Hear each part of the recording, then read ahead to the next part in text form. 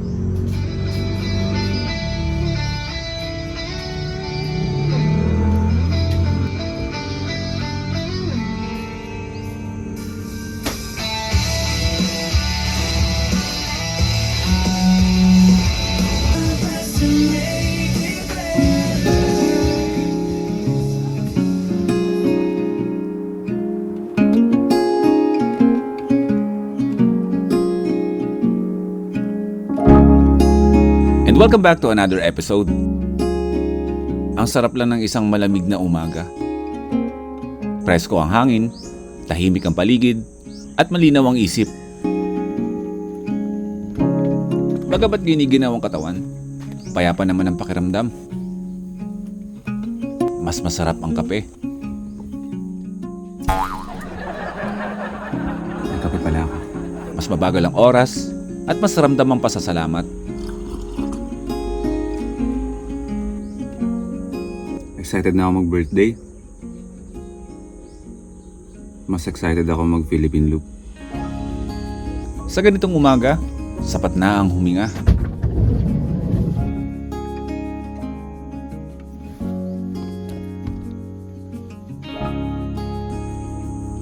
Iikot tayo ulit.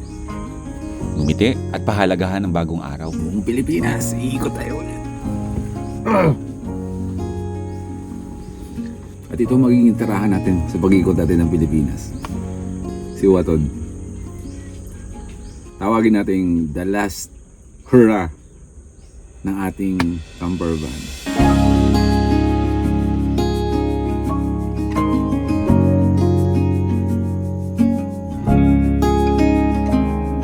Morning!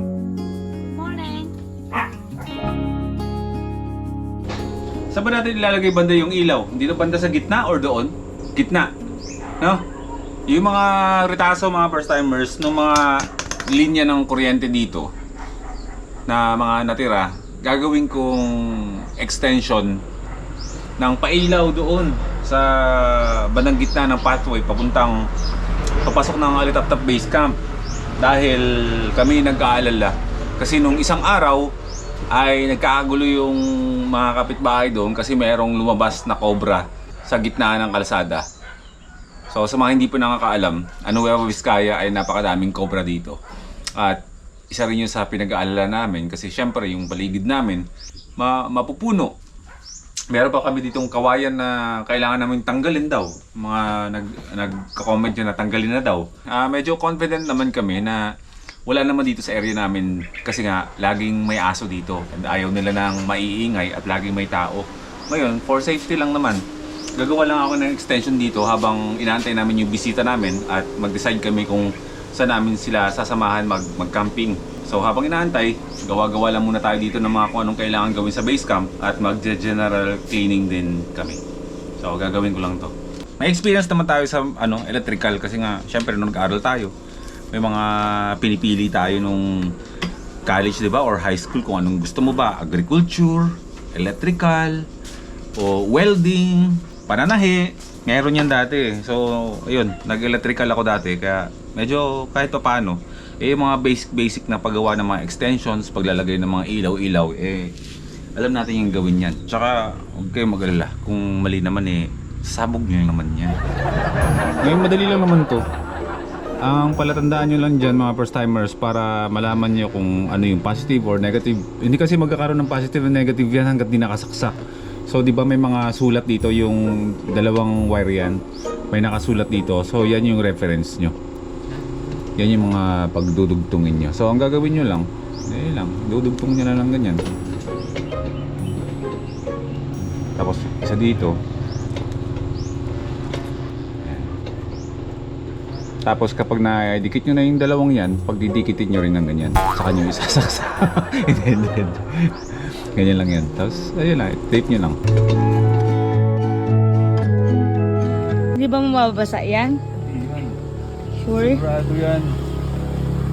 Kung sa takip, hindi. Coke Zero yan Pag Coke Zero, sigurado, safe. Sure ka bang hindi puputok yan? Bilang isang unregistered na electrician, isa sa mga requirement yan, mga first timers, na dapat hindi ka takot maputukan. I mean, hindi ka takot sa mga sparks. Positive, negative lang yun parang ABC. Parang 1, 2, 3, ganyan lang naman. Pag tama, edi ilaw. Pag mali, edi puputok. Ganun. Saan mo ba natutunan yan? Sa YouTube.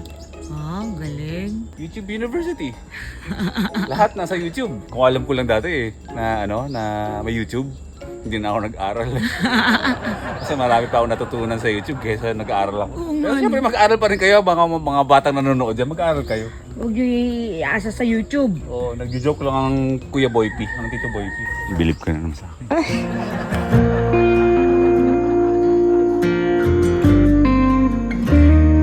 At pagsapit ng gabi, doon magliliwanag ang Alitap-Tap Base Camp. Effective naman yung mga natututunan natin sa YouTube.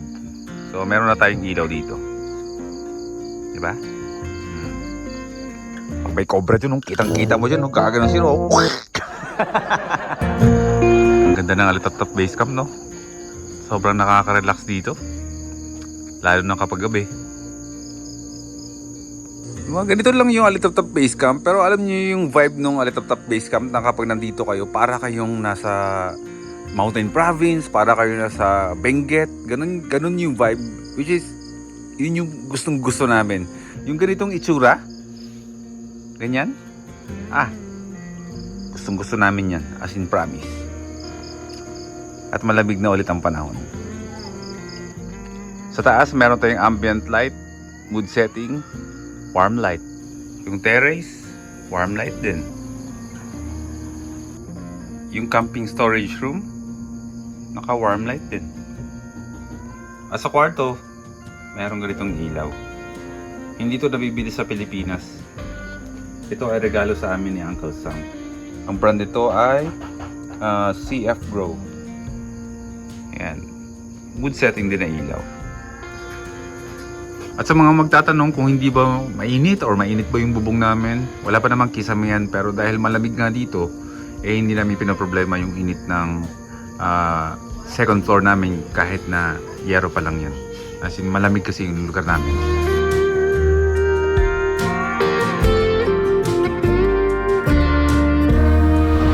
Alright, magandang hapon mga first timers.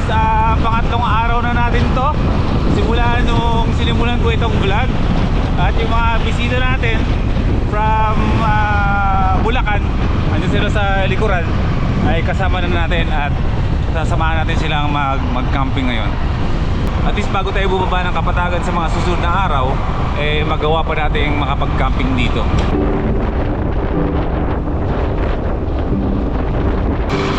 Alam nyo, sa loob ng 3 araw, hindi naman sobrang busy ng buhay-buhay natin. Sobrang sarap lang talaga na lumilipas yung mga araw na ginagawa mo yung simpleng bagay, Ang dami mo nagagawa, pero napakabagal ng oras ba. At the same time, nakakapagpahinga talaga ng mabuti. Wala kami ibang ginawa kundi magluto, mag food trip, magpahinga. Mga gawaing bahay ba na hindi namin kadalasan nagagawa dahil nga syempre palagi tayong bumabiyahe. Syempre sa ngayon, ine-enjoy lang muna natin kasi sa mga susunod na mga panahon, hindi na naman natin mauuwian yung Nueva Vizcaya, kaya ngayon sinusulit namin. Kahit papaano nasulit namin yung Nueva Vizcaya bago tayo maging busy at bumalik sa tuloy-tuloy na pagbibiyahe, di ba? Kaya ngayon, ipapasyal natin yung mga kaibigan natin from Malolos, Bulacan na ma-experience nila na mag-camping dito sa Nueva Vizcaya. Pagkatapos ng kabisihan namin sa buhay-buhay, mga personal na buhay, mga kaganapan, it's time naman para chill naman kasama kayo, di ba?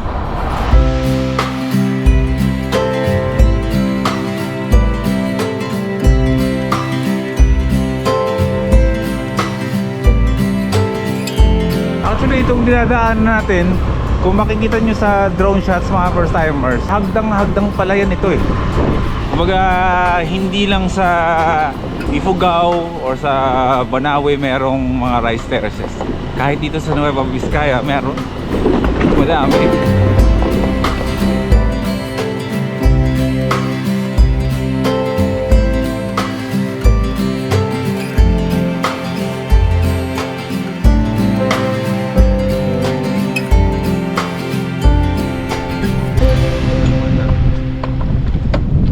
Sinisimulan na ang pagluto ng hapunan. Bago lumubog yung araw, mag-set up na tayo ng ating tutulog. Kaya na, malamig na yung hangin. Excited ako sa dinner kasi ngayong gabi, ang hapunan namin ay liempo at magluluto ulit si Prisha ng ramen.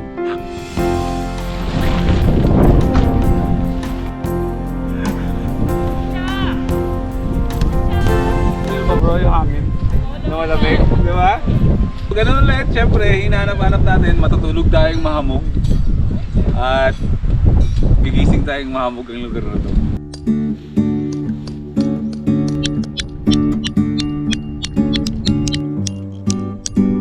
Alam niyo kapag kasama niyo ang kalikasan, parang humihinto yung mundo. Parang nawawala yung ingay ng mundo.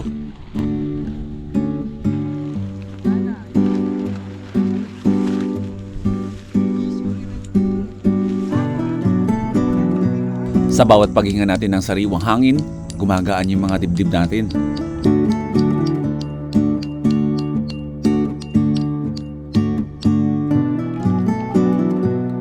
Sa bawat hampas ng hangin at mga bulong ng mga puno na nakapaligid sa atin, dagdagan pa ng liwanag ng araw, ang pakiramdam nun naiiyakap ka.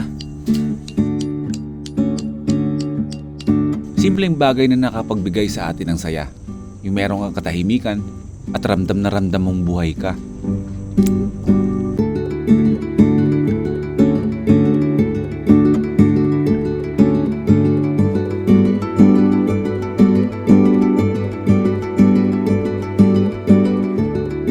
Basta sa mga panahon na piling mo yung kalikasan, yun ang mga sandaling napakasarap sa pakiramdam.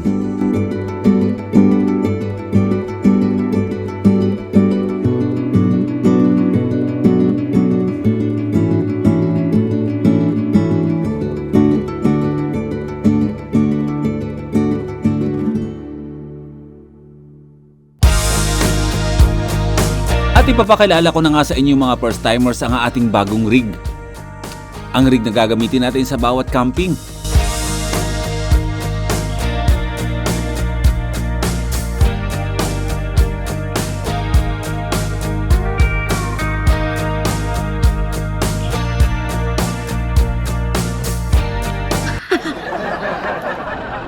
Let's go! RC tayo! Let's go! Nagiging trend na nga rin ngayon ang paglaro ng remote controlled cars. Ngayon, pag may nasirang test. Sa mga camping sites o kahit sinong mahilig sa So camping. saktong-sakto nga apat kami. Maglalaro kami ng RC ngayon. So ito yung gagamitin. Isa to sa mga pwede niyong idagdag sa mga kaganapan niyo habang nag-camping. Maliban dun sa nag-e-enjoy kayo sa pagluluto. Ito ang kagandahan sa laruang to.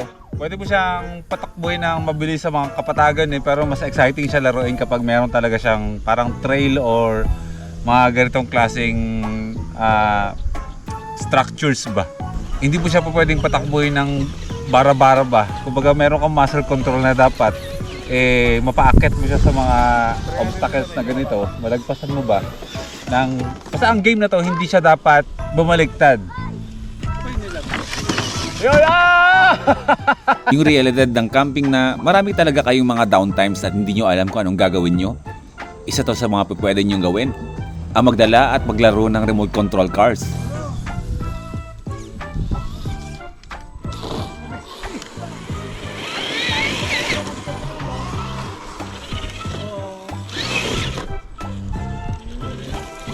Yun! Ikaw naman. Mabilong siya.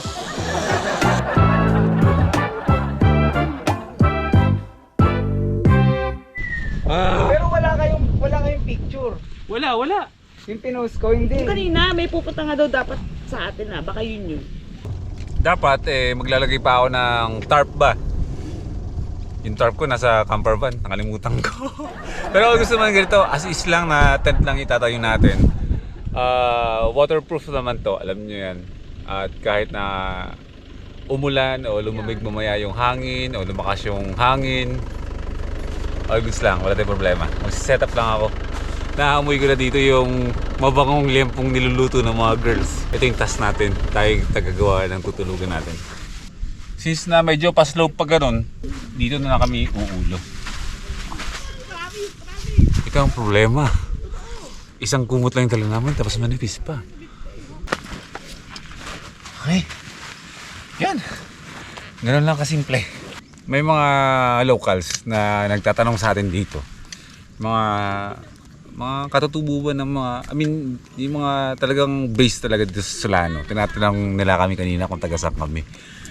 Sabi ko taga Solano din po kami. So parang nagtataka sila na isang taga Solano o mga taga Solano nagka-camping din mismo sa Solano.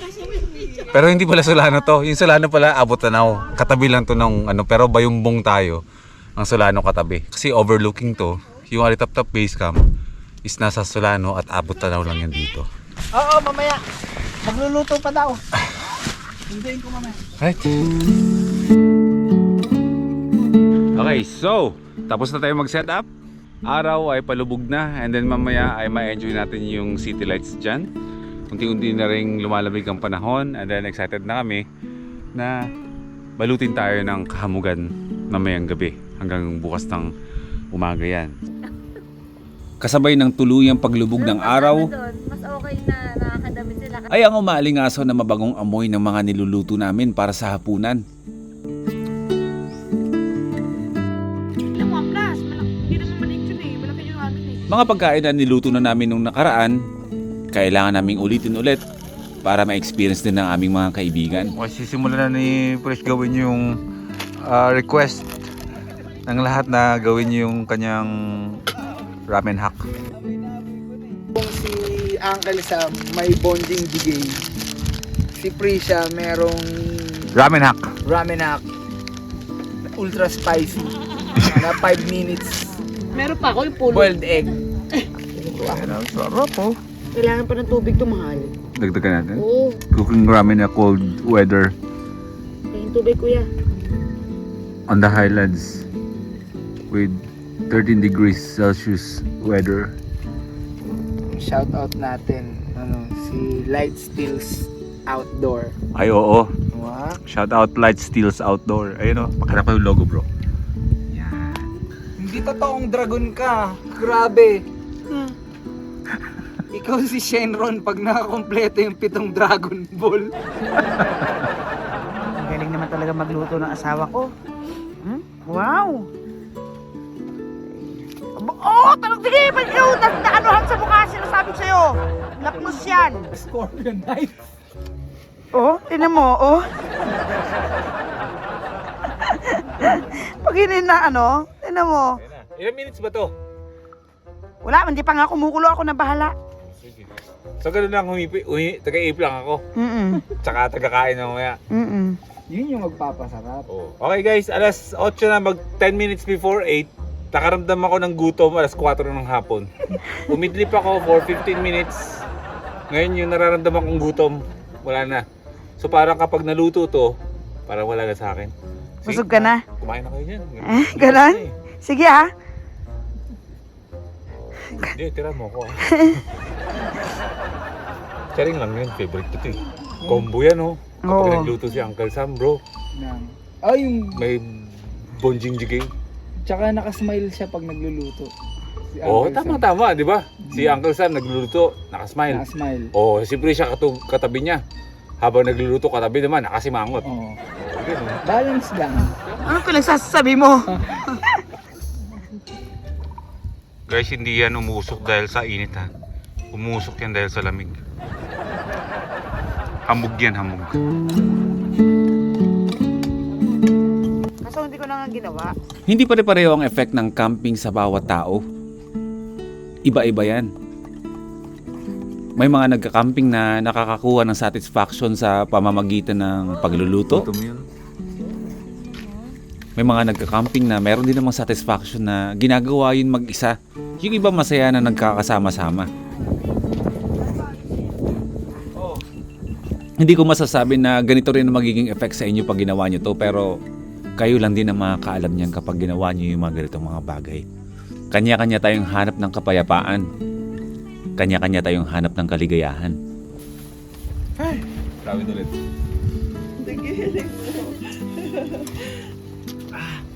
Ano? Sino nyo naman yung ano namin? Ramen. Tapos, dala nila kuya. Salamat ate, kuya. Pero hindi naman mahirap hulihin itong sinasabi ko. Kapag nakakaramdam kayo ng masaya kayo at payapa, tapos nagkakaisa kayo ng mga nakakasama nyo sa pagkakamping, excited kayo matulog at gigising kayo ng maaga na feeling nyo ay nakapagpahinga kayo ng maayos, yun na yun. Oras na para magpahinga tayo mga first timers. At inaantok na kami. Oras na para magpahinga tayo. Alas 10 na ng gabi. Umulan ba mahal? Umambon? Hindi no? Susulitin na namin yung buong magdamag na makapagpahinga kami na maayos. Tuloy na lang natin yung kwento natin bukas mga first timers. Dahil kanina pa talaga kami excited magpahinga. Napakasarap na hapunan. Napakasarap at masayang kwentuhan kasama yung mga kaibigan natin. Napakasarap na ng panahon para magpahinga. Napakasarap na weather, malamig. So, susulitin natin ito.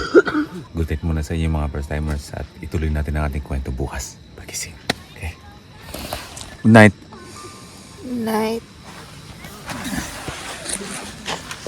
Ayan. Sana bukas pagkising humahamog. Alright. Good night.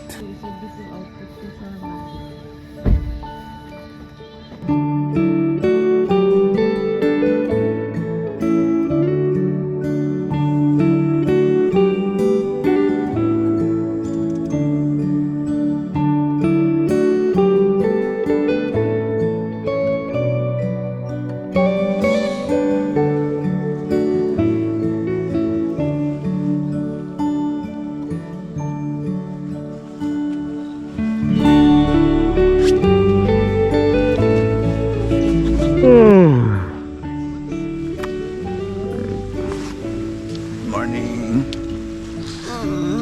Morning. Okay ka sa mga first timers.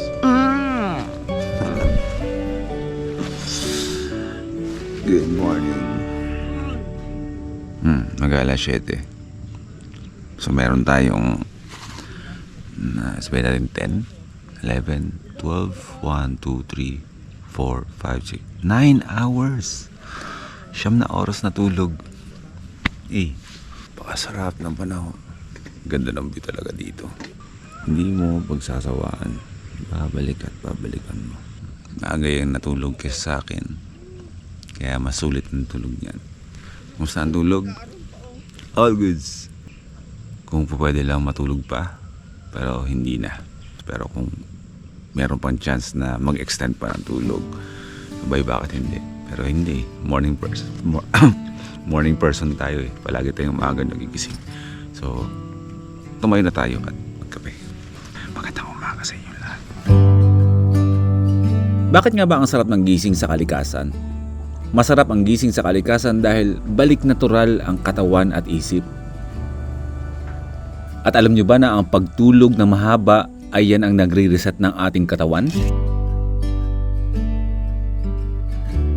Ang tahimik na paligid, yung walang ingay ng mga sasakyan o stress sa araw-araw na buhay, yung malinis yung hangin at malalim ang tulog, yan ang presko at maayos na pahinga. Yung masasaksihan mo ang muling pagsikat ng araw. Tapos minsan yung mga huni pa ng ibon ang gumigising sa'yo, di ba? Hindi yung literal na alarm clock. Kumbaga parang banayad na ginigising ka at pinapaalala sa'yo na buhay ka.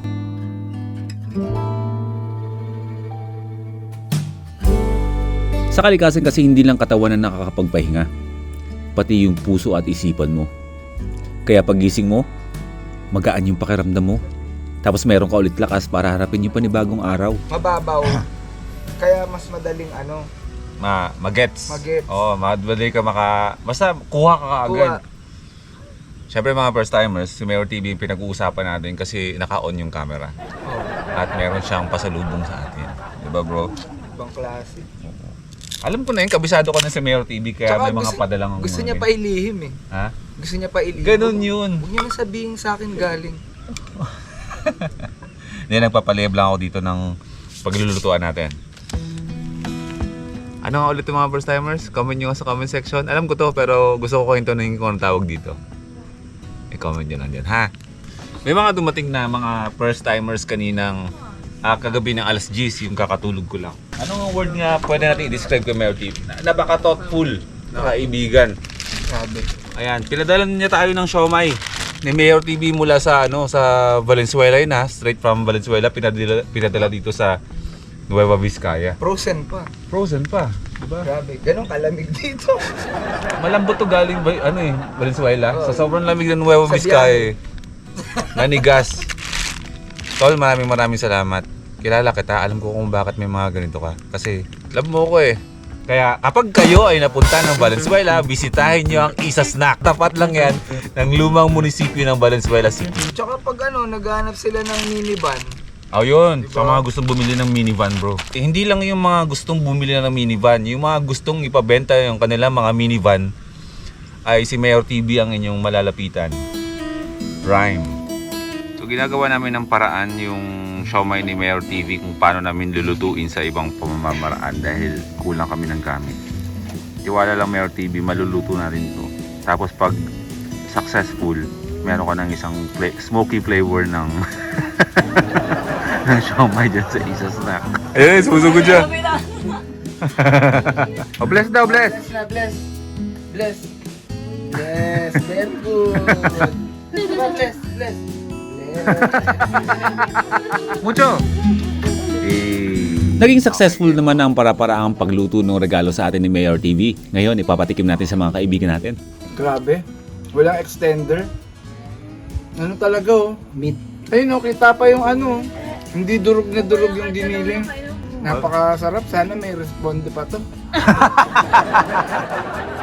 Ito, walang ligtas dito. Tayo dyan. Ito naman ko na to eh. Hindi ba Exclusive. Oo nga pala. Di ba naubos ko nga? Oo nga pala. Oo naman. Ito kasi ginawa na namin ng paraan kung paano i-steam.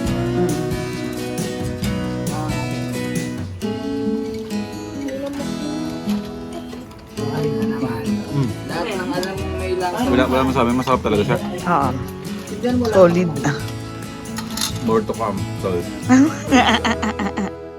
At bago natin tapusin ang episode natin ngayon, alam nyo ba na dito sa Camp Johnny Hoy ay merong falls? Hindi lang falls, kundi meron ding kailugan sa ilalim.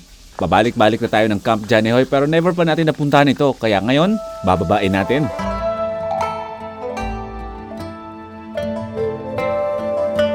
So ito yung ilalim ng Camp Johnny Hoy.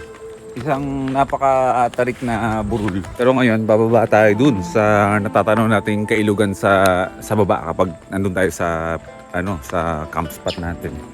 maghahanap tayo ng pwede nating, baka may spot doon na pwedeng pagcampingan para sa susunod ilog gaming naman tayo. Bro, parang ito yon. Ito yung daan. Sa pagkakatansya ko lang. Ito yung nakikita kong daan sa taas eh. Siguro mga 15 minutes walk.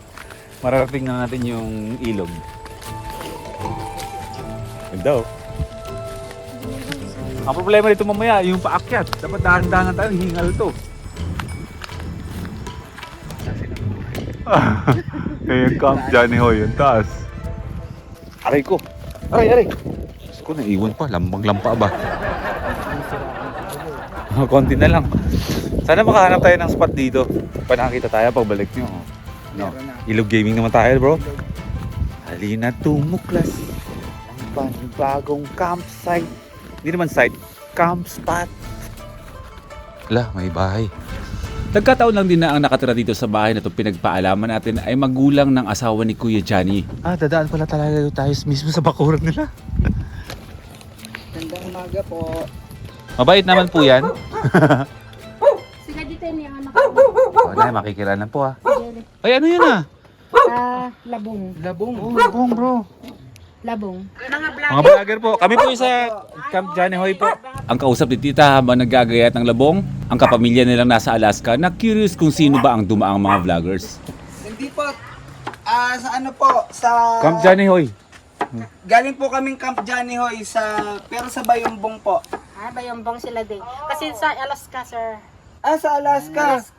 Bro, Acapulco. Alaska, first timers. First timers, Alaska. Masaya ba? Alaska, sir. Ayan. Hello po. Hello po. Lagi sa ano nga sa popular dyan sa Johnny Hoy, yung gusto ni ano, Boy first time. Boy first time. Ayan po si Boy first Ay, time. ito siya din. Ito siya, si sir. Hello po, sir. Hello po. Paborito ko yun. Paborito ko yun na vlog. Yan. Ako po ba talaga yung tinutukoy nyo? Ako po. Size 11 po. Joke lang. Ayun, salamat po ah. Baka may shoutout po kayo sa Alaska. Opa, may shoutout po kayo dyan. Ano po, pag umuwi ako, gusto kayo makilala sa personal.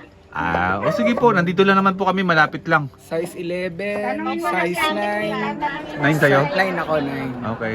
Size 11 po, tsaka size 9 na. Joke lang. Po naman to. Sige po. Thank you po. Yung mother niya po. Ni ate Anime? Asawa ni Kuya Johnny. Asawa ko Johnny.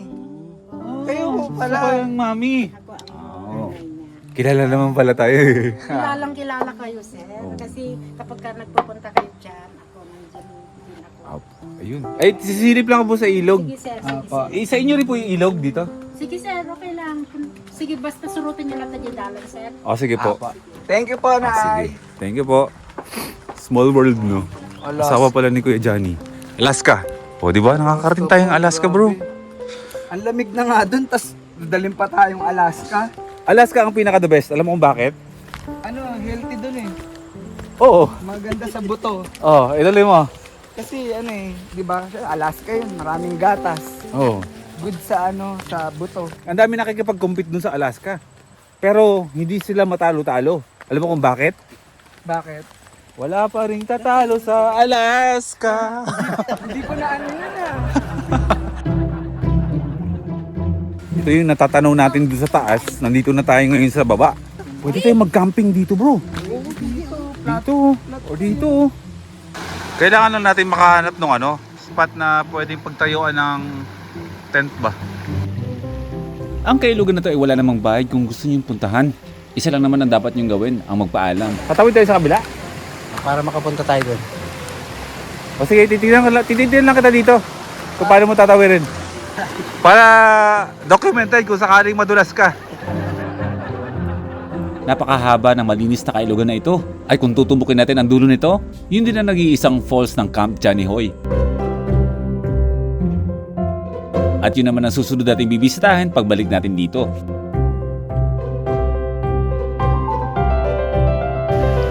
Kita ko, wala kasi akong pamalit ng damit eh. Di ba, next time. Nagsa-spot lang ako dito kung saan tayo pwede mag-tent eh. Ito lang ang nakikita ko dito, no, habang hindi natataniman ng palay ba. pwede mag-tent dyan, oh. Oo, syempre mag-raw camp tayo dyan. Ayun, oh, yung area na yan. Yan, pwede dyan. Kaya kung sakaling mapunta ng Camp Johnny Hoy, hindi lang ito campsite. Mayroong falls at mayroon din kailugan. Wheels of the world keep turning, turning. Hearts on fire keep burning, burning. Boy, first time chasing sky so wide. Every mile's a story, every turn's a ride. Boy, first time, this is not the end. The journey's yours.